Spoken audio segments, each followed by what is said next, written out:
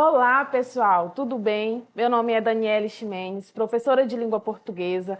Na aula de literatura de hoje falaremos sobre Manuel de Barros. E antes de nós trazermos aí um contexto da produção do Manuel de Barros, vale ressaltar que ele tem uma inovação muito grande nesse quesito, nessa produção literária. A gente tem uma linguagem um pouquinho mais simples, que gera margem para algumas interpretações diferentes. Nós temos o uso da oralidade, da coloquialidade, principalmente do neologismo, que é uma marca registrada do autor. Vamos conhecer um pouquinho sobre a história dele? Vamos analisar um poema, algumas obras também desse autor? Manuel de Barros nasceu em Cuiabá, em Mato Grosso, no dia 19 de dezembro de 1916. Passou a infância em sua cidade natal, onde seu pai, João Venceslau Barros, tinha uma fazenda no Pantanal. E aí, isso é um dado já muito importante para a gente falar da produção literária dele, porque quando nós observamos a característica, os temas abordados, tem muito a ver com essa origem do escritor. Mais tarde estudou em colégio interno em Campo Grande. Então ele falece em 13 de novembro de 2014, aos 97 anos. É um produtor assíduo, foi um produtor assíduo, tem diversas obras aí publicadas, tem reconhecimento aí nacional, inclusive vencedor, foi premiado com o prêmio aí tradicional da literatura brasileira, Jabuti, tá? E aí, qual a carreira literária desse escritor? Quando a gente fala em cronologia, ele está vinculado à geração de 45. O que foi a geração de 45? A geração de 45, gente, corresponde à terceira geração do modernismo. Então, a gente já tem uma maturidade literária muito grande. Nós temos aqui alguns escritores que são chamados pela crítica literária como neoparnasianistas, onde a gente tem um retorno aí ao parnasianismo, aquela questão da métrica, da formalidade, embora a gente conheça aí o modernismo como livre dessas amarras, aqui a gente tem esse retorno.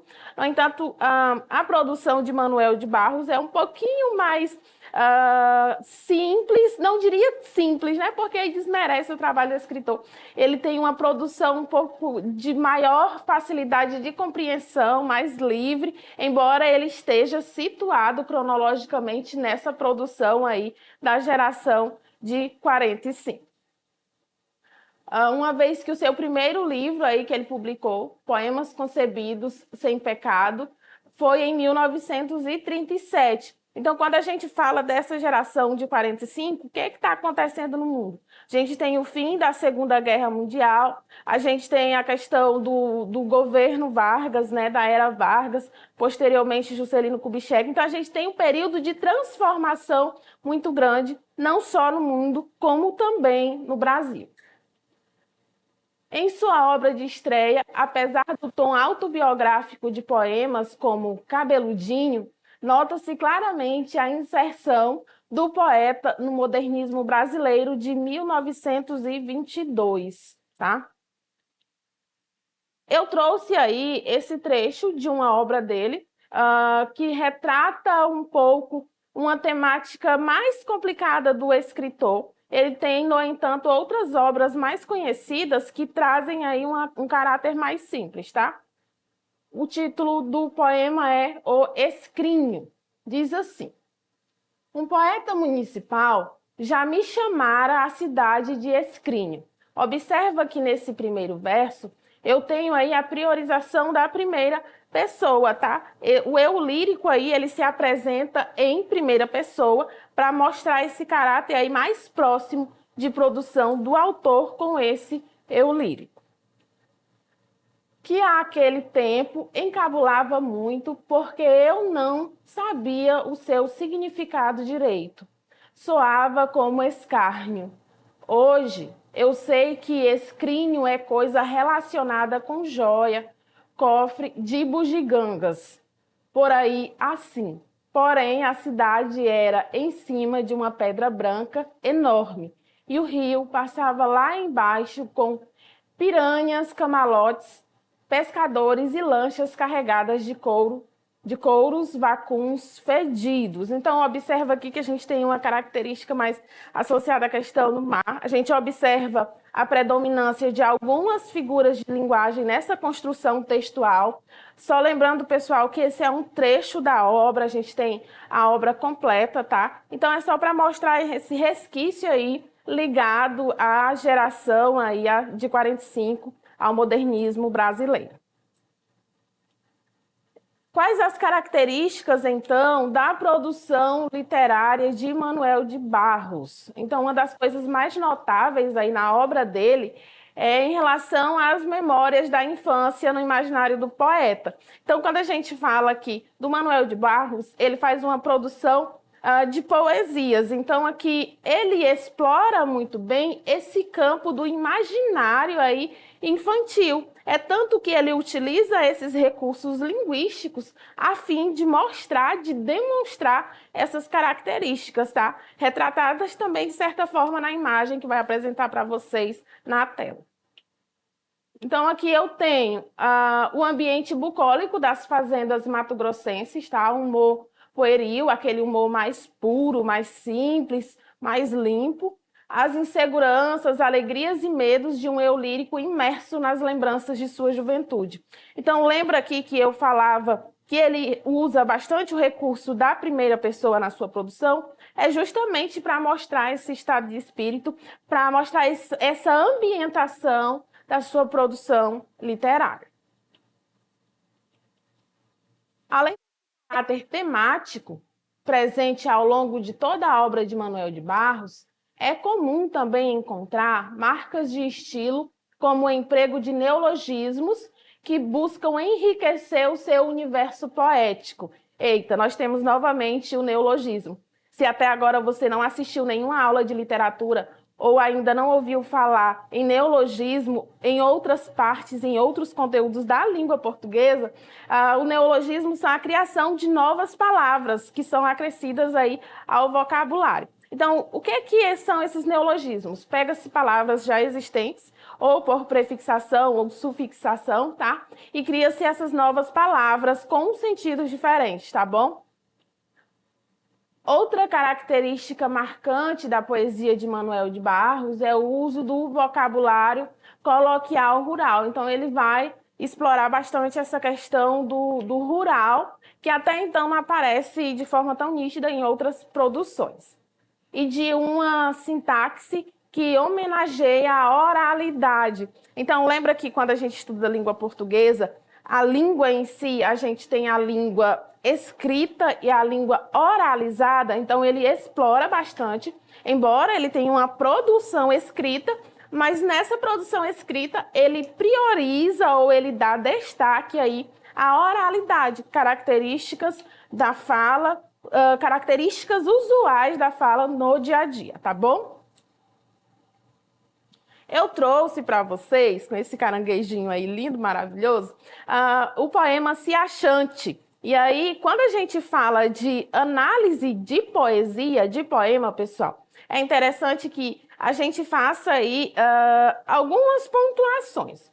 Quando se trata de texto literário, a gente diz que o título é a cabeça desse texto. É ele que vai orientar todo o restante ali da produção. É um título que ele não é pensado de qualquer forma, tem um objetivo ali linguístico, tem um objetivo literário. Então, o Se Achante aí é um neologismo criado pelo escritor, e aí a gente vai ver a produção, de certa forma a gente tem uma crítica ali meio implícita, mas com o uso de uma linguagem mais pura, mais simples, mais desvencilhada dessas questões métricas, tá? Que é a questão do decassílabo, do soneto, enfim, priorizada aí em produções literárias anteriores.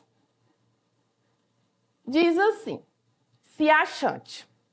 Era um caranguejo muito se achante. Ele se achava idôneo para a flor, quer dizer, ele se achava perfeito, necessário para a flor. Passava por nossa casa sem nem olhar de lado. Parece que estava montado num coche de princesa. Ia bem devagar, conforme o protocolo. a fim de receber aplausos. Muito achante demais, nem parou para comer goiaba. Acho que quem anda de coche não come goiaba. Ia como se fosse tomar posse de deputado.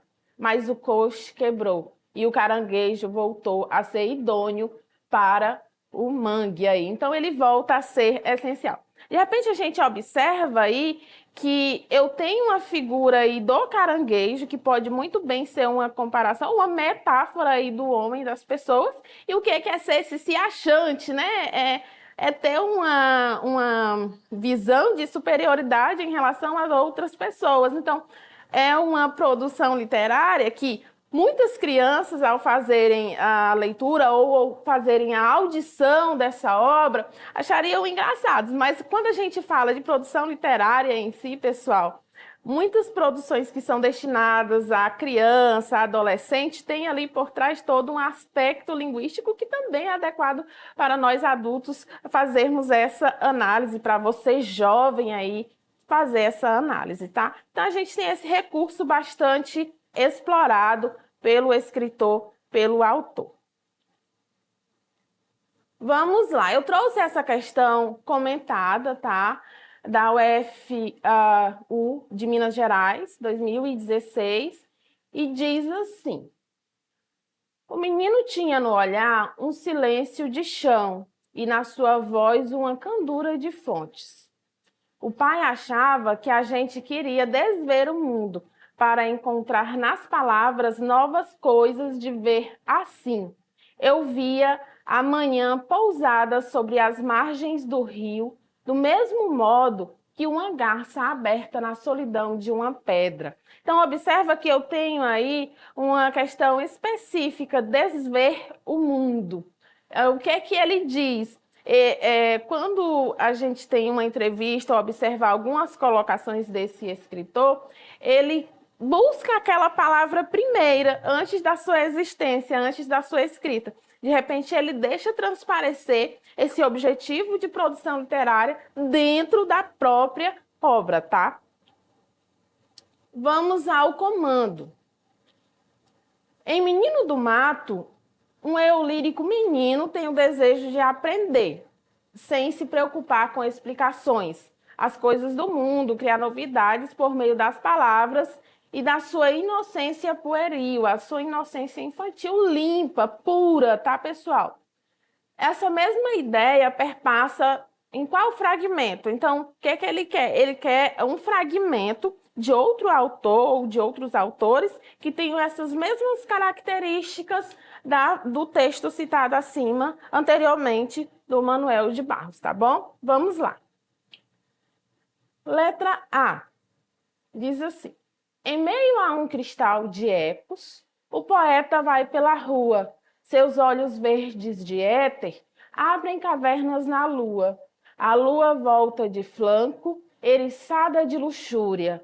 O poeta, aloucado e branco, palpa as nádegas da lua. O poeta todo se lava de palidez e doçura. Ardente e desesperada, a lua vira em decúbito. Então, observa aqui que nessa primeira alternativa é só um trecho, tá? Essa obra ela tem mais algumas características específicas em análise, mas logo observamos aqui que tem um caráter mais amoroso, um caráter mais erotizado nessa produção, tá? A gente tem a presença aí de alguns resquícios aí, na verdade, algumas figuras de linguagem. A gente tem o uso da metalinguagem, aparece aí o poeta nessa produção, tá? Nesse trecho. Portanto, não seria essa a alternativa em relação ao tema do texto base da questão. Isso aí é um trecho do poema de Vinícius de Moraes, tá? Letra B. Vai embora, gato, de cima do telhado, senão o papaizinho, perdão, te faz desintegrado. Dorme, filhinho, que esta vida é cômica. Estrôncio 90, mentalidade atômica. Sonha, querido, enquanto sobe o jato. Vamos pairando com o nosso pé de pato. Bicho papão, me multa esse Polaris que parou na contramão. Boi, boi, boi, boi da cara preta. Liquida o homem verde que caiu do outro planeta. Então, a gente tem um trecho aí do Milor Fernandes, tá, pessoal? A gente tem aí algumas características da infância, não é? O boi, boi, boi, essas cantigas de niná. No entanto, não tem a mesma temática sugerida ali no comando da questão. Letra C. Em meus tempos de criança, era aquela encantação. Lia-se continuamente e avidamente um mundaréu de histórias, e não histórias, principalmente as do Tico Tico. E aí, você sabe a diferença entre histórias e histórias? Então, quando a gente fala de histórias, são essas da realidade, tá? Que, na verdade, a história ela pode ser real e fictícia. Então, história ali com H se relaciona à história do campo da realidade, e o história com E ao campo da ficção, da produção literária, tá, pessoal? Mas lia-se corrido, isto é, frase após frase, do princípio ao fim. Ora, as crianças de hoje não se costumam a ler correntemente, porque apenas olham as figuras dessas histórias em quadrinhos, cujo texto se limita a simples frases interjeitivas e assim mesmo muitas vezes incorretas. No fundo, uma fraseologia de guinchos e uivos, uma subliteratura de homem das cavernas. Então, aqui a gente tem um trecho do Mário Quintana, que tem uma crítica aí no modo de produção literária no geral, tá, pessoal? Então, não corresponde ao comando da questão novamente. Então, a gente tem aqui a letra D, que diz assim. Paulo tinha fama de mentiroso. Um dia chegou em casa dizendo que vira no campo 2 dragões da independência cuspindo fogo e lendo fotonovelas. Então, observa que aqui nesse trecho a gente já tem um resquício aí da infância, do imaginário infantil.